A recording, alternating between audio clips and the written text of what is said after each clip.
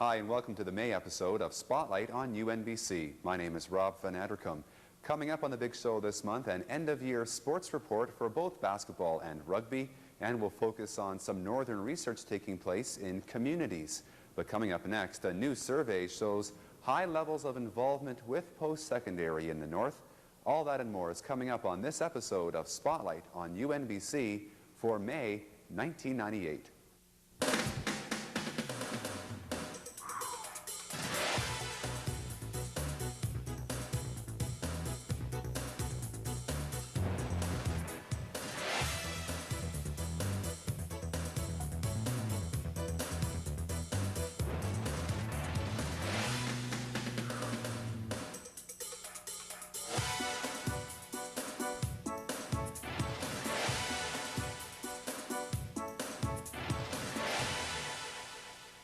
Back when a northern university was first being proposed, a major selling feature was that it would help to increase the number of northerners who would get a university degree.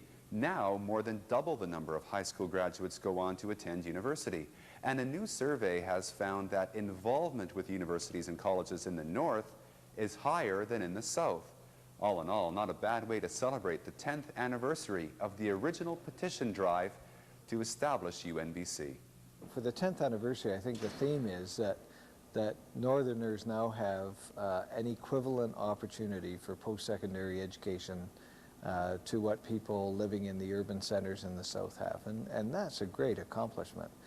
They're no longer marginalized. They have an opportunity to get involved in college or university education. I mean, we even have an opportunity through this university to get involved in doctoral studies. So those things didn't exist 10 years ago, and I think there's an appreciation of that, there's an understanding of that, and I think that's a significant achievement. The province-wide survey found that nearly 60% of the respondents were involved with universities and colleges in the north, about 8% higher than in the south. Involvement includes attending public lectures or open houses, and those taking classes either full or part-time. The number of students in particular is much higher than the predictions in the original UNBC plan. Tom Steadman was one of the authors of that 1989 report. To look back on the how would you say it, to look back on the timidity with which we were able to forecast university attendance in a University of the North is almost laughable. You know, I was reading this morning the original report of the Implementation Planning Group from 1989. And at that time, we were forecasting, now admittedly, there were only 3 Northerners on the IPG, but we as a group reported and forecast that slightly less than 1,200 people in total would show up at a University of the North in 1998. Well, I think that's significant, Joe. You look back, because our enrollment today is over 3,000. So, you know, we are 3 times the level, 300% higher than what even we forecast at that time. UNBC was a northern creation. I mean, this is what the Northerners worked hard to achieve. And so it's been very newsworthy, and people have been very aware of it. People in Prince George have toured the campus, they've come up to events on the campus, so there's a very high level of awareness, and not only of the university as a physical place, but of university education. I couldn't agree more that involvement in the broadest sense is really the key measure of the success of our university. When you look at the number of adult students that we have, that was a very, very difficult issue for us to wrestle with back in the IPG report, the Implementation Planning Group report, because we had no sense of how many adults would show up for continuing education, for finishing of degrees, and so on. It's been very, very significant in our student enrollment. I think also importantly are the number of people who rally around the university as volunteers. And then there are those people who attend here for social functions and/or business functions. The university is really, and has become now, I think, a center of all sorts of activity, not just educational activity, in the north.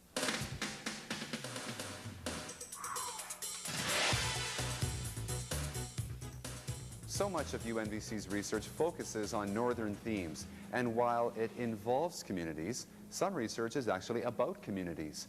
This story features research on crime, downtown revitalization, and resource-dependent communities. Well, one of the big moves that's been going on in the province in the last few years around issues of resource dependency, resource management and planning is that there's been a real strong policy move and desire by both the general public and the government decision makers to involve people in these decision-making processes.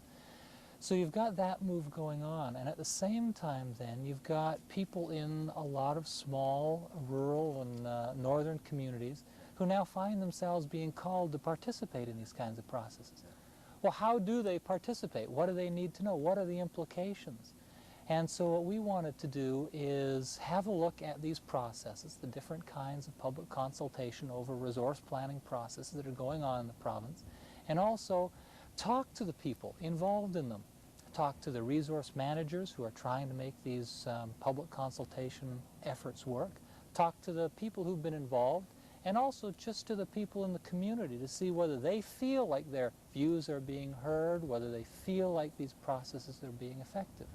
So we really wanted to go out to communities, especially the rural and small town places, and really see how this stuff is working, see what we could then contribute to their participation and to the resource managers as well. The technical things I don't think the public will ever really want to get into, but they do want to be able to say what's important to our community.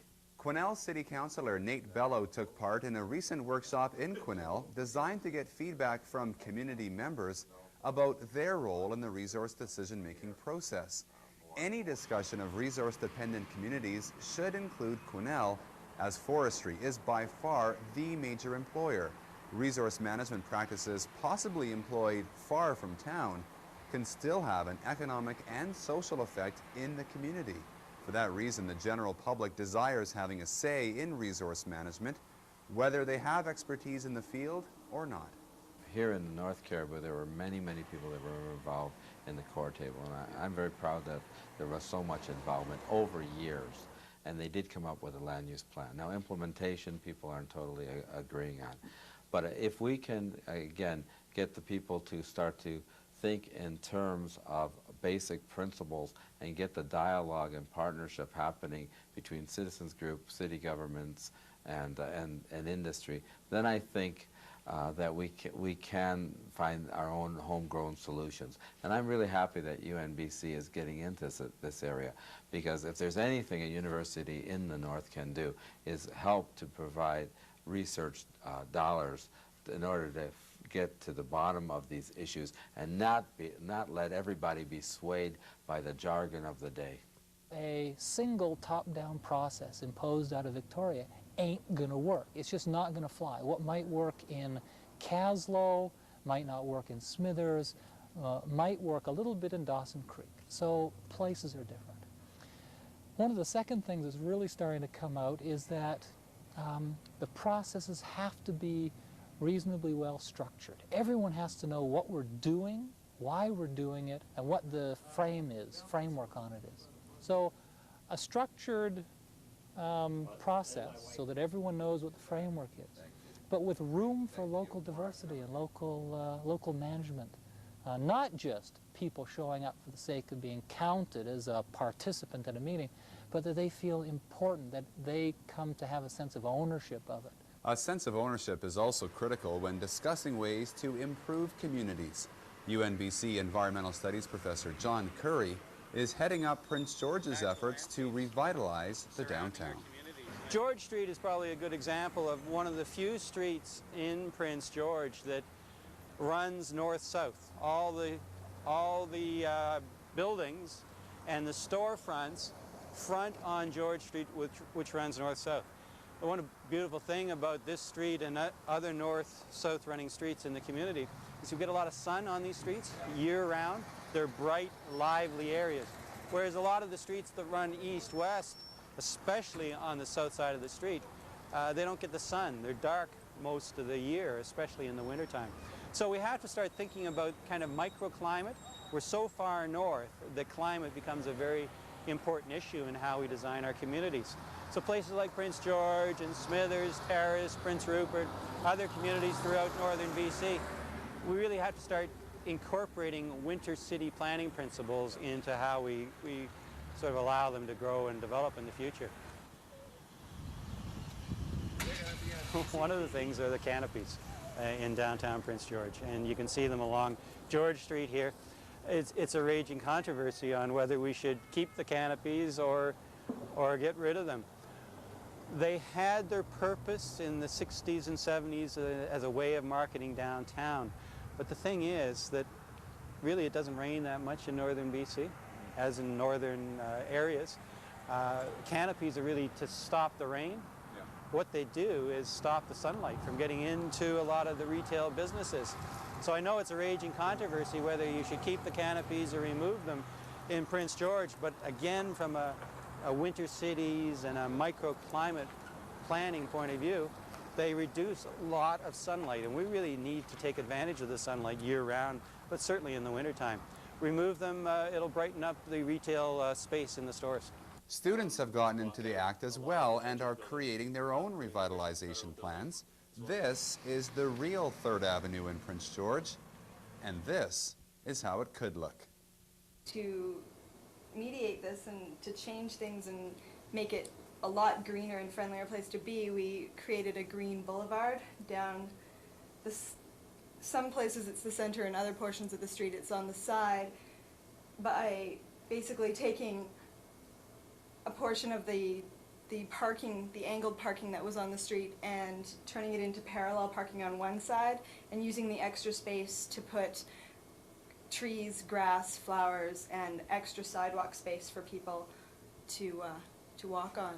Crime is an issue in every downtown, but a recent survey by UNBC professors Alex Michaelis and Bruno Zumbo shows that criminal activity really has little influence on overall quality of life. We had questions in there about people's feelings about crime, feelings of safety, about their behavioral changes. Did they put more locks on their door? We had direct questions about had they been victimized themselves, or had their friends or relatives or family been victimized. And what we wanted to find out was, in some detail, whether the perceptions that people had about the safety or the lack of safety in town, whether that stuff really had any impact on their overall judgments about the quality of their life in Prince George, or their overall judgments about their happiness, or their overall judgments about their satisfaction. The results point to a number of trends. 38% of the respondents were victims of crime in the past year, with property crimes being by far the most common. About half, 54%, feel safe walking in their neighborhood at night, and more than 70% felt that crime has increased in local schools over the past couple of years, compared to only about 40% who believe there was an increase in crime in their own neighborhood. In that question where we asked people if they thought crime was increasing or not, there were 4 elements in it. One was increasing or not in the city, in your neighborhood, in Canada, and in local schools. And in the press release, we had 78% thought crime was increasing in the city. But in their neighborhoods, you had half that, roughly. It was 41% thought. And I think that's because people have a much better sense of what's going on immediately around them. Partly it's that, and partly it's the egocentric thing going on too, that I'm okay, although the rest of the world's going to hell. These are the crimes we're used to seeing on local and provincial TV, things like murder and assault, but they're generally quite rare. In spite of what you might read in the paper or hear on some of our news broadcasters about the amount of crime in Prince George, I don't think it has much of an impact on the quality of people's lives. It's probably overplayed. Actually, very violent, very serious, impactful crime is still fairly rare in our society. Fairly statistically rare, although I worry about it all the time. I mean, there's the interesting phenomenon. I worry about it. I worry about serial murderers, but they're very rare. I worry about cults. They're very rare. I worry about hanging around with him, and he's rare. There's only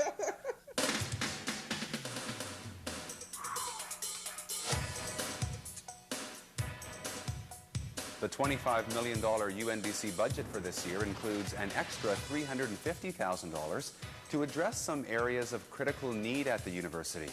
The extra funding will help to support additional student spaces in information technology, advanced training for Northern registered nurses, and planning for a brand new bachelor's degree program in teacher education. An undergraduate teacher training program make a big difference in terms of student numbers. I mean, a lot of the programs that it would be related to, particularly in the social sciences and humanities, it'll make a real difference. So from that sort of straightforward building the size of the university point of view, it's really crucial. And I will want to develop a teacher training program where the professional training is really closely integrated into the other academic programs. So this is not a program just for education, it's a program for the whole university in that sense. I think in terms of our Northern mandate, the teacher education at UNBC will, I think, clearly have certain characteristics. One is training teachers for small northern communities. Secondly, training teachers to teach in First Nations communities. And those are two of the major ways in which the program will be unique and particular for the North. UNBC recently strengthened its northern links with the signing of a new agreement with Yukon College. Yukon College is the only post-secondary institution in our territory, and for that reason we have a very broad and important mandate, not only as an institution of higher learning, but in terms of building our communities and building our economic future. This agreement provides options for our students that they ordinarily would not have to bridge from our programming into degree programming. In terms of the agreement, in the longer run, research will form a very large part of where we can collaborate. We were talking today specifically about sharing the knowledge that we do have, both in terms of our faculty and community of researchers and the university. And I think over the course of time, we will have an Indigenous Northern research capability that will guide for the next century the development of Northern Canada. About 40 students from Prince George High Schools participated in a two-day Model United Nations Forum at UNBC in April. The session is designed to give students exposure to the intricacies of international issues and the UN itself. The whole idea is to give them basically, instead of, you get apathy and all that, people who don't really know what the UN is all about, people don't really care. And this really, I think it's very rewarding in a way that it's very informational, because you go about doing your research and all that. While you're doing your research, you learn to understand the issue better. So like Canada is in the forefront of the landmine issue. And in this way, when we do a landmine conference here, it really gives the student a better understanding of this whole issue. Manmohan Singh Gill is president of the UNBC Model UN Club. The students who participated in the session each represented a different country, forcing them to understand an issue from a different perspective. This first ever Northern High School Model UN Conference gave students the opportunity to debate the landmine issue in both large and small group sessions. We're China, so it's communism, and you might not necessarily agree with it, but you have to promote it. So it's interesting, and it makes you step back and look at every country here differently and what they are going through. We don't necessarily take an unbiased view, we just take a different bias. Yeah. It's interesting because we're Canadians, so you have to represent somebody else. It provides a good opportunity to learn about different countries and how they think, See, the whole thing is to get them to play a role of the country they're representing, not their personal opinion, but the opinion of the country they're representing, which is kind of difficult, because if you get a country like Iraq who wants to not to ban landmines, and your personal opinion is actually to ban landmines, it's kind of a conflicting thing, but then you stand to what your country you're representing, which is quite good, because some of the students do a good job of actually forsaking their personal opinion, but rather the opinion of their country. Mohan and other members of the UNBC Club attended a Model UN in Harvard last year, where they acquired the expertise to put on the high school event. Well, for me, I got to represent UNBC at Harvard, which was a really big deal, because you think of the university as a tiny little university up from Prince George, but you get to go to Harvard and you get to play with all the big guys, Queen's, UBC, and all the big universities in the States, and then bringing that back to the high school students. And Cuba will not stand for that. We need the safety of our citizens. We need landmines for our safety. When they're going to come up with a resolution, you got to come to a decision, and it's not one country's decision, it's a decision by a number of countries. And that's the point where they actually come together and put their brains together and say, hey, we can have A, we can have B, maybe we can try having C. And you get another country say, no, no, I think we should have B too. So you come to a heated argument, and at the end of the day, maybe you even have A, B, and C together. So that's the point where the debate really gets heated up, and students are so into it, and you know, when they start amending the resolution and all that.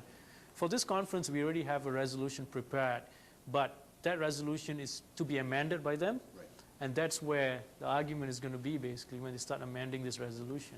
Rarely do international politics influence fashion unless you're talking about fur. A UNBC women's studies professor has written a new book about the politics of fur as fashion. First of all, I discovered that the anti-fur movement actually did have a very profound effect on the selling of fur. And because fur sales diminished drastically, it had a profound effect on First Nations communities in the north, especially the Dene and the Inuit.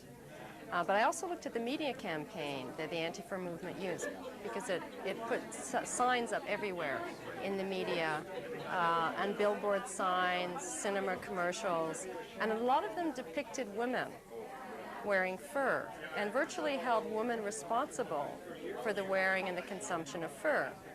So their position on women, their position on First Nations was highly suspect. The launch of the book has coincided with a resurgence in the popularity of fur, and Julia Emberley has been interviewed for newspapers in New York, Philadelphia, and Toronto. What's happened is that you've had this whole resurgence around fur.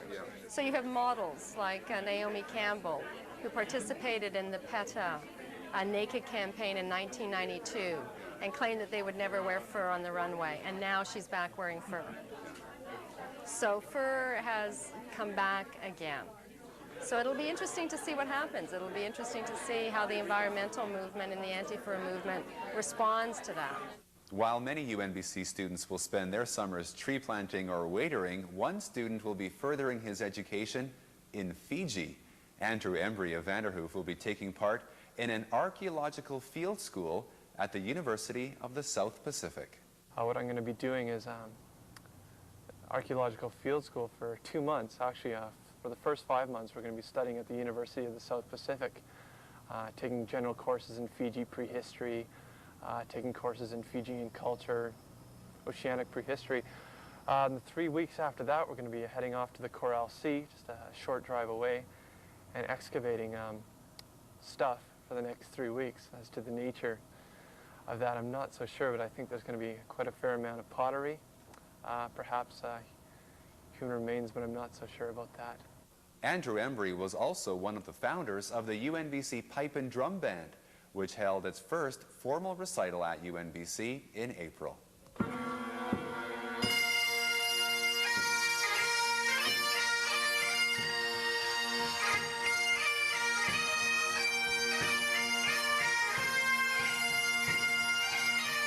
Well, I started off as a kid. I started playing when I was about 10 with the Seashell Pipe and Drum Band down the Sunshine Coast.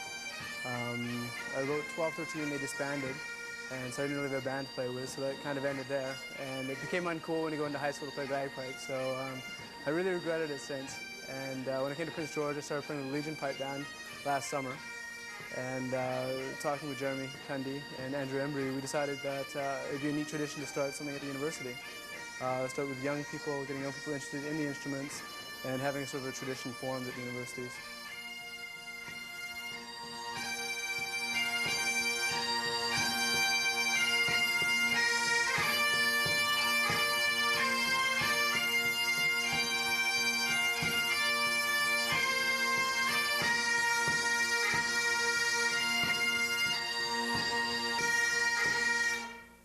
We thought with a new university, we need a new pipe band in Prince George. This is the place to do it. You know,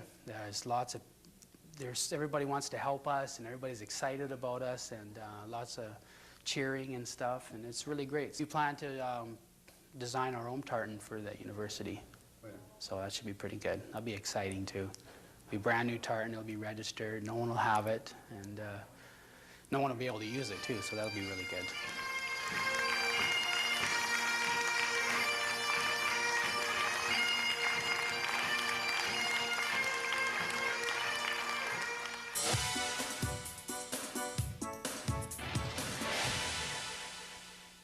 Although the UNBC's athletics program is still in its infancy, the teams were able to score some major successes in 1998.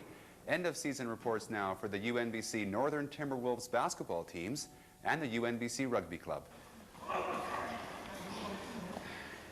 The UNBC Rugby Club scored the biggest victory of the season when they became the only UNBC team this year to win a game against another college or university team.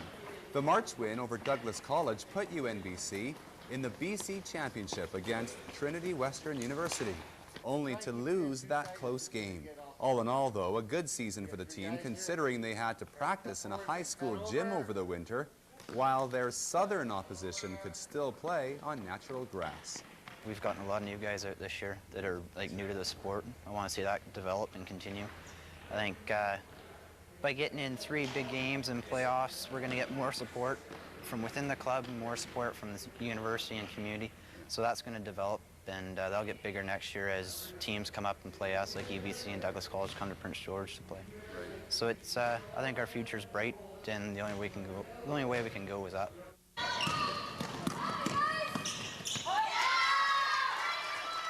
Turning to basketball, both the men's and women's teams made it to the final of the City Leagues this year. After going through the regular season undefeated, the women started the playoffs by losing to the team that they would end up meeting in the final.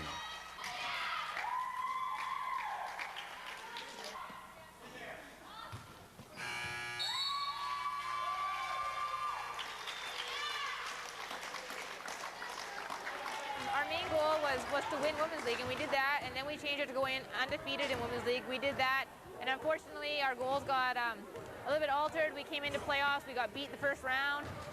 It was a real confidence thing. The girls basically choked, so we had to rebuild.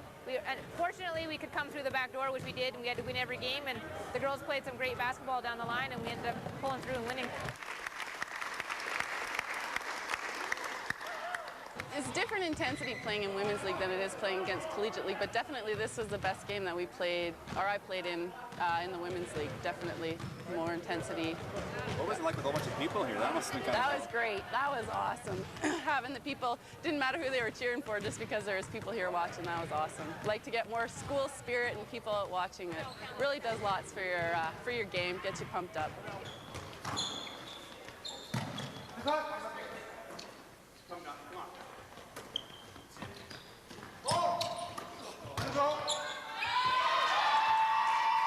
A number of the women's team players were cheering the men's squad when they appeared in the city final. Despite some great plays, the guys came up a little short on this night.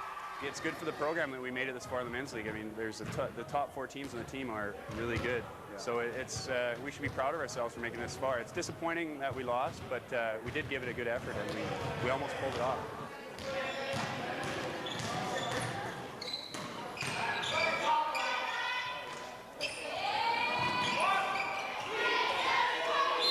The rugby club and all the sports clubs that are at the university have worked hard to get where they're at, and they deserve everything. The girls' team, they're phenomenal at what they've done this year, and the guys' team, I'm ecstatic how proud I am of what we've done and how much we've come. The amount of improvement that we've done over the last year is just unreal.